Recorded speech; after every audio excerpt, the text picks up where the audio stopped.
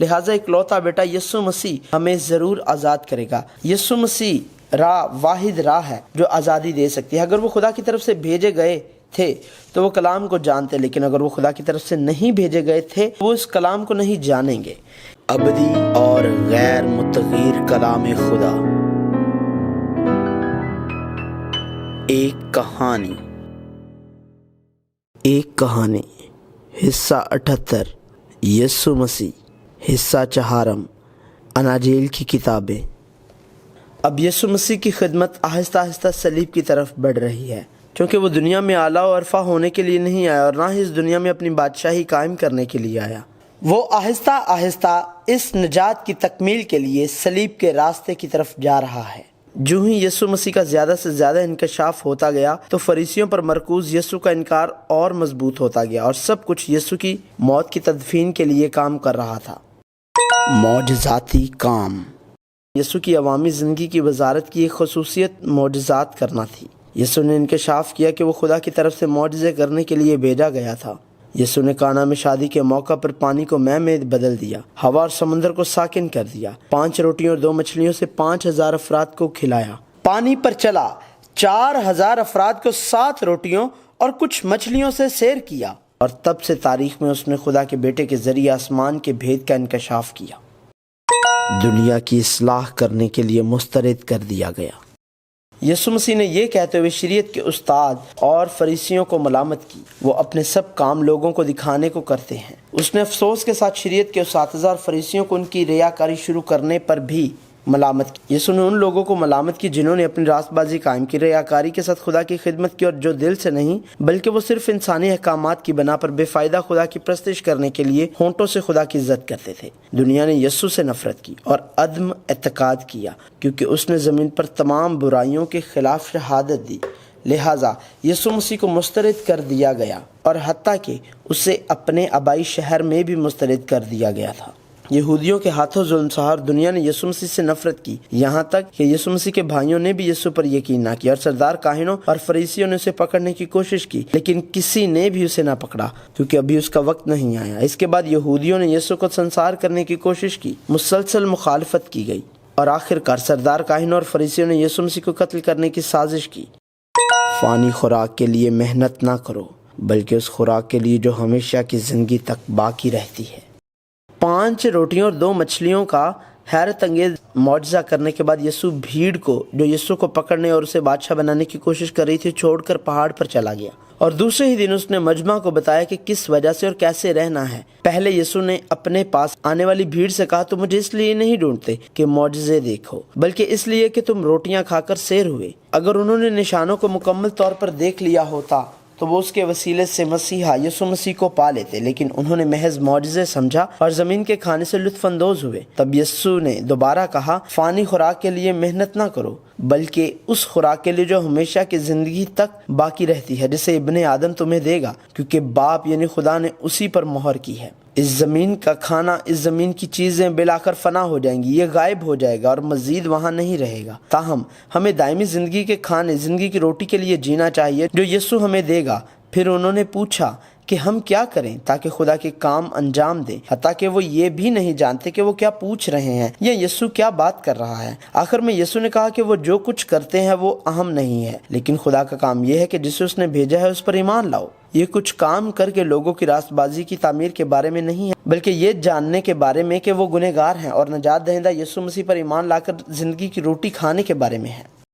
تم اپنی روایات سے خدا کا حکم کیوں ٹال دیتے ہو؟ جب فریسیوں اور فقیہوں نے پوچھا، تیرے شاگرد بزرگوں کی روایات کو کیوں ٹال دیتے ہیں؟ یسوع نے جواب دیا کہ تم اپنی روایات سے خدا کا حکم کیوں ٹال دیتے ہو؟ شمالی اسرائیل اور جنوبی یہودا کے زوال کے بعد فریسیوں کی سربراہی میں اسرائیلیوں نے موسیٰ کے قوانین سے زیادہ روایات بنائیں اور انہیں برقرار رکھا تاکہ دوبارہ اسی شرمندگی کو دہرانا نہ پڑے، لیکن یقیناً انسانی کوششیں اس کی حدود سے نہیں بچ سکتی ہیں اور ان کے کام ریاکاری کے سبب بگڑ چکے ہیں۔ اسی لیے یسوع نے ان سے کہا، یہ امت زبان سے تو میری عزت کرتی ہے مگر ان کا دل مجھ سے دور ہے، اور یہ بے فائدہ میری پرستش کرتے ہیں کیونکہ انسانی احکام کی تعلیم دیتے ہیں۔ قوانین کو برقرار رکھنا ضروری ہے۔ خدا کی قبر اور مسیح سے پیار کے بغیر کیے جانے والے تمام کام اسی قول کے مترادف ہیں، اور اگر اپنا سارا مال غریبوں کو کھلا دوں یا اپنا بدن جلانے کو دوں اور محبت نہ رکھوں تو مجھے کچھ بھی فائدہ نہیں۔ ہمیں یاد رکھنا چاہیے مجھ پر رحم کر۔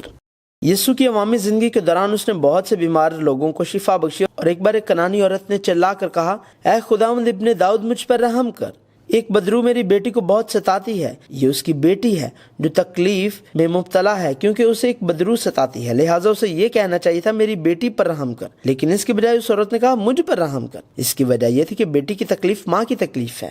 یہاں تک کہ جب یسوع نے کہا میں اسرائیل کے گھرانے کی کھوئی ہوئی بھیڑوں کے سوا اور کسی کے پاس نہیں بھیجا گیا، لڑکوں کی روٹی لے کر کتوں کو ڈال دینا اچھا نہیں۔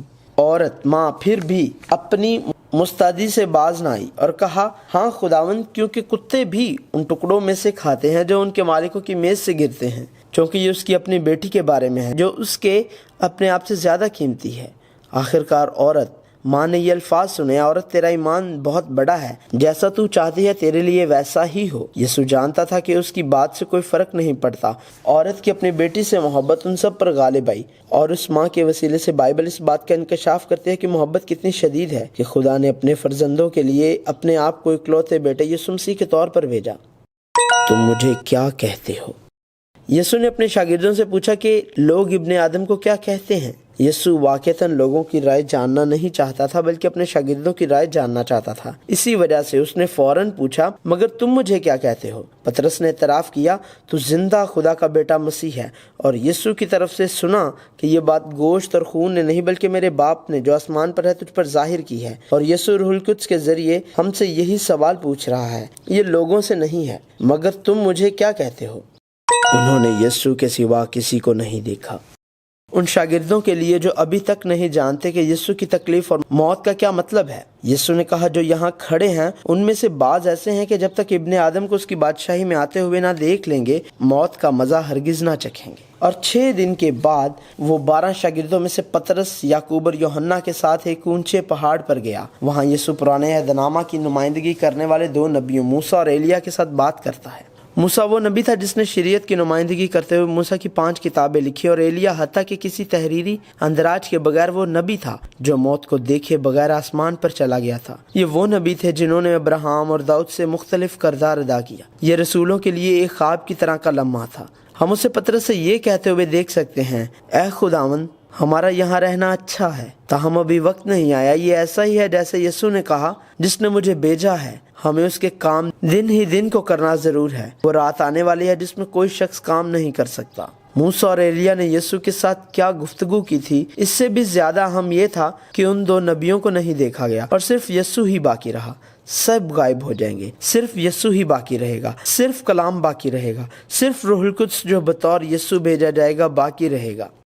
اگر تیرا بھائی گناہ کرے، یسوع نے کہا، کیونکہ جہاں 2 یا 3 میرے نام پر اکٹھے ہیں وہاں میں ان کے بیچ میں ہوں۔ لیکن اس نے اس سے پہلے اور بعد میں معافی کی بات کی تھی۔ اس نے کہا، اگر تیرا بھائی تیرا گناہ کرے، میں تجھ سے یہ نہیں کہتا کہ 7 بار بلکہ 7 دفعہ کے 70 بار تک۔ لہٰذا 2 یا 3 افراد یہ ان لوگوں کا حوالہ دیتے ہیں جو ایک دوسرے کو اس محبت سے معاف کرتے ہیں جیسی خدا نے ہم سے محبت کی، حالانکہ ہم یہ انسانی خواہش کے ساتھ نہیں کر سکتے ہیں۔ معاف کرنا محبت کی سب سے بڑی خوبی ہے۔ آپ یہ نہیں کہہ سکتے کہ آپ معافی کے بغیر محبت کرتے ہیں۔ حقیقی اتحاد معافی سے ملتا ہے۔ اگر کوئی بھائی گناہ کرتا ہے تو ہمیں وقت کی گنتی کرنے کی کوشش نہیں کرنی چاہیے، بلکہ ہمیں اپنی پوری کوشش سے اسے معاف کرنا تھا، پھر گناہ نہ کرنا۔ فقیہ اور فریسی زنا میں عین فعل کے وقت پکڑی گئی ایک عورت کو یسوع کے پاس لائی، یہاں تک کہ اگر وہ عورت کو یسوع کے پاس نہ لاتے تو بھی وہ جانتے تھے کیونکہ شریعت کے مطابق انہیں کیا کرنا ہے، یہ کہ انہیں اس کو سنسار کرنا تھا۔ تاہم اس عورت کو یسوع کے پاس لے کر آنے کی وجہ یہ تھی کہ یسوع کو آزمانے کے لیے اس پر الزام لگانے کا کوئی سبب نکالے۔ تاہم ان میں سے کوئی بھی یسوع کی سرزنش کا جواب دینے کے لیے تیار نہیں ہے، جس نے کہا، جو تم میں بے گناہ ہو وہی پہلے اس کے پتھر مارے۔ اور وہ تمام لوگ جنہوں نے یسوع کی بات سنی اور اپنے ضمیر میں پشیمانی محسوس کی چلے گئے، اور صرف یسوع اور وہ عورت باقی رہے۔ تب یسوع نے کہا، میں بھی تجھ پر حکم نہیں لگاتا، جا، پھر گناہ نہ کرنا۔ وہ عورت ساری زندگی گناہ سے آزاد نہیں ہو سکتی، تاہم یسوع مسیح کا سامنا کر کے وہ زنا سے چھوٹ گئی جسے وہ اپنی زندگی میں انگنت بار کر سکتی تھی۔ یسوع سے ملنا ماضی کو چھوڑنا ہے۔ یہ اس طرح ہے جیسے ابراہیم کا خدا سے ملاقات کر کے میسوپوٹامیہ کو چھوڑنا، اور بنی اسرائیل کا خدا کی بلاہٹ کے ساتھ مصر سے چلے آنا۔ وہ آواز جس نے کہا کہ پھر گناہ نہ کرنا، وہی آواز جس نے کہا تھا کہ تمہیں مصر واپس نہیں جانا ہے، ہمیں واپس نہیں جانا چاہیے۔ تم سچائی سے واقف اور سچائی تم کو آزاد کرے گی۔ یہودیوں کے لیے یسوع نے یہ کہتے ہوئے ان کے سروں پر ایک بم گرایا، اگر تم میرے کلام پر قائم رہو گے تو حقیقت میں میرے شاگرد ٹھہرو گے اور سچائی سے واقف ہوگے اور سچائی تم کو آزاد کرے گی۔ پھر یقیناً جن لوگوں نے یسوع کے اصل ارادے کا ادراک نہ کیا، انہوں نے کہا ہم تو ابراہیم کی نسل سے ہیں اور کبھی کسی کی غلامی میں نہیں رہے، تو کیوں کر کہتا ہے کہ تم آزاد کیے جاؤ گے؟ یسوع یہودیوں کو شریعت کے ذریعے خدا کے فرزند بننے کے لیے ان کے مذہبی جوش سے آزادی کے بارے میں بتا رہا تھا۔ یسوع نے مسیحا پر ایمان کے ذریعے نجات حاصل کرنے کے لیے ابدی زندگی کی آزادی اور شریعت کی پابندیوں اور بنیادی ساختوں سے آزادی کی بات کی، جو ان کو ان کے اعمال کے ذریعے نجات کے جوش سے ایک دن بھی آرام سے نہیں رہنے دیتی ہے۔ لہٰذا ہم دیکھ سکتے ہیں کہ جس یسوع پر ان کا اعتقاد تھا وہ یسوع مسیح نجات دہندہ جو صلیب اٹھائے گا نہیں تھا، بلکہ ایک معجزہ کرنے والا تھا جو معجزے اور کرشمے کرتا تھا۔ آخر کار یسوع نے منادی کی، میں تم سے سچ کہتا ہوں کہ جو کوئی گناہ کرتا ہے گناہ کا غلام ہے، اور غلام اب تک گھر میں نہیں رہتا، بیٹا اب تک رہتا ہے۔ بس اگر بیٹا تمہیں آزاد کرے گا تو تم واقعی آزاد ہوگے۔ یسوع نے کہا کہ جو لوگ گناہ کرتے ہیں وہ گناہ کے غلام ہیں۔ یسوع ابھی جس گناہ کے بارے میں بات کر رہا ہے وہ محض شریعت پر مبنی گناہ نہیں ہے۔ اپنی شریعت کی بنیاد پر نجات دہندہ کو قبول نہ کرنا بھی گناہ ہے، فرزند نہ بننا اور غلام بن کر جینا گناہ ہے۔ اے محنت اٹھانے والوں اور بوجھ سے دبے ہوئے لوگوں، سب میرے پاس آؤ، میں تم کو آرام دوں گا۔ یسوع نے کہا اے محنت اٹھانے والوں اور بوجھ سے دبے ہوئے لوگوں، سب میرے پاس آؤ، میں تم کو آرام دوں گا۔ میرا جو اپنے اوپر اٹھا لو اور مجھ سے سیکھو، کیونکہ میں حلیم ہوں اور دل کا فروتن، تو تمہاری جانیں آرام پائیں گے، کیونکہ میرا جوبہ ملائم ہے اور میرا بوجھ ہلکا۔ یسوع نے کبھی نہیں کہا کہ وہ ہمارے بوجھ اٹھا لے گا، بلکہ اس نے کہا میرا جوبہ اٹھا لو اور سیکھو تو تمہاری جانیں آرام پائیں گی۔ تاہم یسوع نے کہا کہ اس کا جوبہ ملائم اور اس کا بوجھ ہلکا ہے، یہ اس لیے کہ یہودیوں کا جوبہ واحد نہیں بلکہ دوہرا ہے اور یسوع پہلے ہی ایک طرف ہے، اسی لیے اس نے کہا میرا جوبہ۔ اس طرح جو لوگ یسوع کے پاس اس طرح کے ایمان کے ساتھ آتے ہیں وہ یسوع کے ساتھ اس میں آرام پا سکتے ہیں۔ اپنی صلیب اٹھا اور میرے پیچھے چل۔ یسوع نے کہا اور آدمی کے دشمن اس کے گھر ہی کے لوگ ہوں گے۔ جو کوئی باپ یا ماں کو مجھ سے زیادہ عزیز رکھتا ہے وہ میرے لائق نہیں، اور جو کوئی بیٹے یا بیٹی کو مجھ سے زیادہ عزیز رکھتا ہے وہ میرے لائق نہیں۔ اس زمین پر خدا کے چنے ہوئے خدا کے فرزندوں کی طرح زندگی گزارنا اس خوشی سے انکار کرنا ہے جو انسان اس زمین پر حاصل کر سکتا ہے۔ لہٰذا ابراہیم کو یہ کہتے ہوئے کہ تو اپنے وطن اور اپنے ناطے داروں کے بیچ سے اور اپنے باپ کے گھر سے نکل کر اس ملک میں جا جو میں تجھے دکھاؤں گا، اس نے ایک مرد ایمان کے آغاز کی بات کی۔ یسوع مسیح کے وسیلے سے آپ خدا کے فرزند بن سکتے ہیں اور اپنے پڑوسیوں بشمول اپنے خاندان کے ساتھ بہتر تعلقات رکھ سکتے ہیں۔ محبت سے قبول کیے جانے کے لیے ہمیں خودی کا انکار کرنا اور مرنا ہے، لیکن بنیادی طور پر خدا کے لوگ اور دنیا کے لوگ مختلف ہیں۔ وہ کیا دیکھتے ہیں اور وہ کیسے سمجھتے ہیں مختلف ہے، اور اس دنیا میں ان کے جذبات اور جستجو ایک جیسے نہیں ہو سکتے ہیں۔ ہم سب صلیب اٹھائے ہوئے ہیں، جیسے ہم میں سے ہر ایک کو اٹھانا ضرور ہے۔ یہ ایک ایسا راستہ ہے جہاں والدین اور بچے اجنبی ہیں اور ایک شوہر اور بیوی بھی اجنبی ہیں۔ یہ خدا کے ساتھ چلنے کے لیے جس نے ہمیں بلایا ہے صرف ایک راستہ ہے۔ بلائے ہوموں کو شادی میں بلا لائیں مگر انہوں نے آنا نہ چاہا۔ یسوع نے پھر بادشاہ کے بیٹے کی شادی کی ضیافت کے بارے میں بات کرنے کے لیے ایک تمثیل استعمال کی۔ بادشاہ نے ایک نوکر کو اپنے بیٹے کی شادی کی دعوت میں بہت سے لوگوں کو مدعو کرنے کے لیے بھیجا، لیکن انہوں نے لگاتار بہانے بنائے اور شادی کی دعوت میں شریک ہونے سے انکار کیا۔ آخرکار جن لوگوں نے کبھی توقع یا معلوم نہیں کیا تھا وہ شادی کی ضیافت میں بادشاہ کی خوشی میں شریک ہونے کے لیے مدعو ہوئے تھے۔ وہ لوگ جو مختلف بہانے بنا کر بادشاہ کے بیٹے کی شادی کی ضیافت میں شریک نہیں ہونا چاہتے تھے، وہ بادشاہ کے لوگ نہیں تھے۔ اگر وہ بادشاہ کے لوگ ہوتے تو انہیں بادشاہ کی خوشی میں شریک ہونا چاہیے تھا۔ وہ لوگ جو صرف اپنی خوشی سے وابستہ ہیں اور بادشاہ کی خوشی میں شامل نہیں ہو سکتے وہی ہیں جنہوں نے شادی کا لباس نہیں پہنا ہوا۔ خدا کے برہ کی شادی کی ضیافت میں کوئی بھی شریک نہیں ہو سکتا جب تک ان کے پاس لباس یسوع مسیح نہ ہو جو بادشاہ کے لوگوں کو دیا جاتا ہے اور اسے دنیاوی خوبیوں کے ذریعے حاصل نہیں کیا جا سکتا۔ سب سے بڑا حکم، خداوند اپنے خدا سے محبت رکھ۔